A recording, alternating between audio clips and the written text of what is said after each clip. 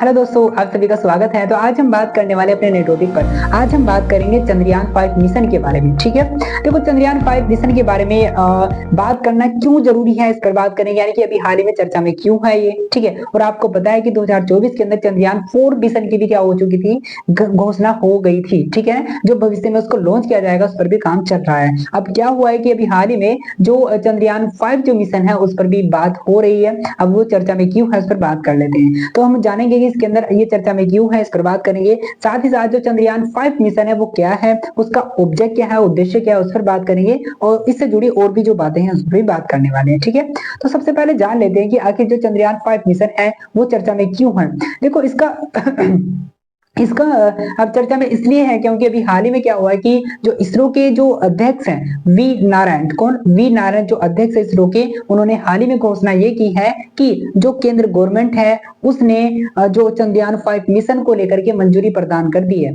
यानी कि जो केंद्र गवर्नमेंट है वो उसने क्या किया है, उसने चंद्रयान 5 मिशन को लेकर के मंजूरी दे दी है। इसका मतलब ये है कि अब चंद्रयान 5 मिशन पर भी क्या किया जाएगा, काम किया जाएगा। ठीक है, क्योंकि मंजूरी मिल गई किसके द्वारा, केंद्र गवर्नमेंट के द्वारा मिल गई है।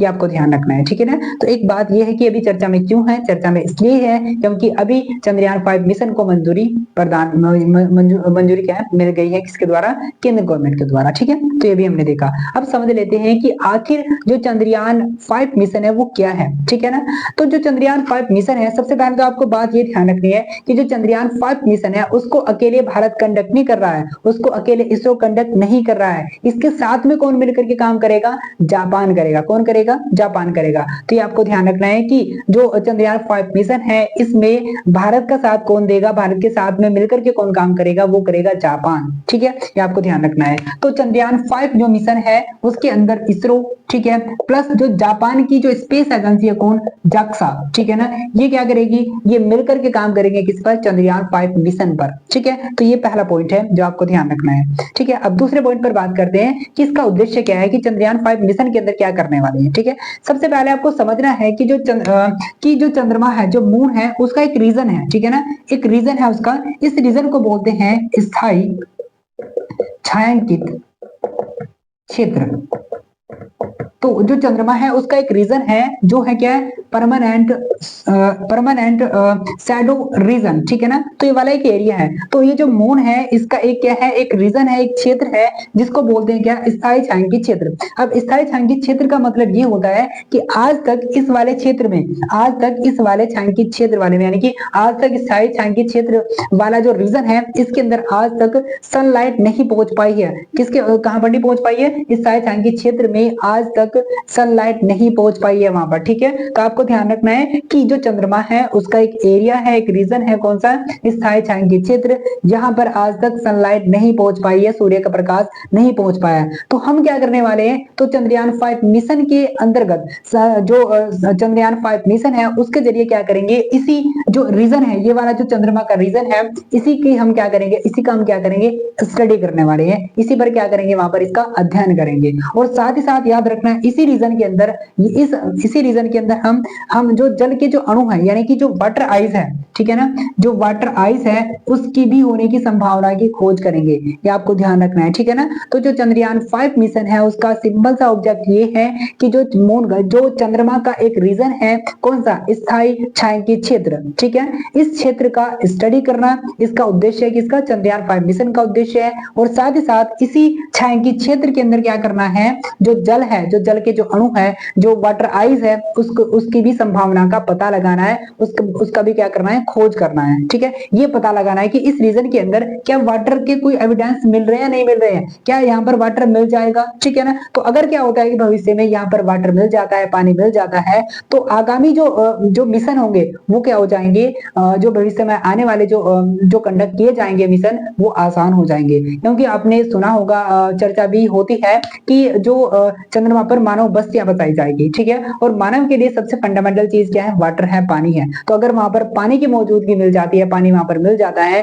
तो जो वहां पर जो मानव बस्तियां हैं उसको बसाने की जो संभावना ज्यादा बढ़ जाती है। क्योंकि ऐसा हो सकता है कि अर्थ से वहां पर पानी ले जाया जा सकता है, बट वो बहुत ज्यादा क्या हो जाएगा, कॉस्टली हो जाएगा। ठीक है, क्या आपको ध्यान रखना है। तो इसका अगर हम चंद्रयान 5 जो मिशन है, इसका अगर हम ऑब्जेक्ट की बात करें तो सिंपल सा ऑब्जेक्ट है कि जो चंद्रमा पर एक रीजन है, कौन सा, स्थायी छायांकित क्षेत्र, इसका स्टडी करना है। साथ ही साथ इसी क्षेत्र के अंदर क्या ढूंढना है, क्या आपको रिसर्च करना है, खोज करना है, किसकी, वाटर आइस की, यानी कि पानी के अणुओं की खोज करना है। ठीक है, ये आपको ध्यान रखना है। तो ये पहली बात हुई। अब समझ लेते हैं आखिर कि इसका इसको लॉन्च कब किया जाए। लॉन्च से पहले एक बात और है कि देखो, जो पानी को लेकर के ये है कि अभी अगर आपको याद होगा कि 2008 के अंदर क्या हुआ था कि चंद्रयान फर्स्ट को लॉन्च किया गया था।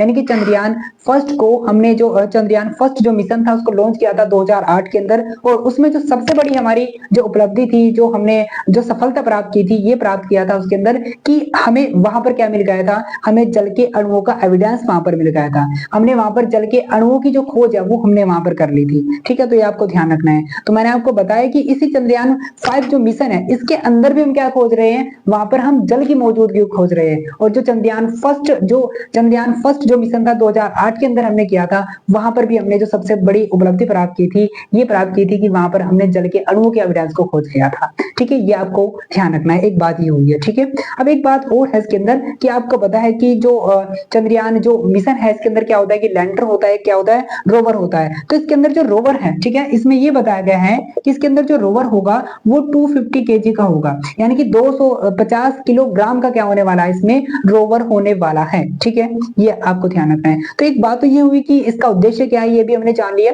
उद्देश्य बिल्कुल अगर 2 वर्डों में आप याद रखना चाहे तो इसका उद्देश्य क्या है कि जो चंद्रमा है, चंद्रमा पर एक रीजन है, कौन सा, स्थायी छायांकित क्षेत्र है, उसका स्टडी करना है। साथ ही साथ उसी क्षेत्र के अंदर हमें क्या करना है, जो पानी है, जो वाटर आइस है, उसकी भी हमें क्या करना है, उसको भी स्टडी करना है, उसकी भी वहां पर खोज करनी है।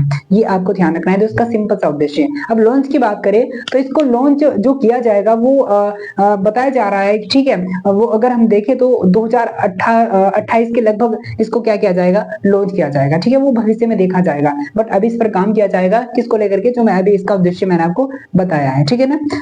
जो अगर हम बात करें तो अभी हमने जाना है किसके बारे में, चंद्रयान 5 मिशन के बारे में हमें जाना है। ठीक है ना।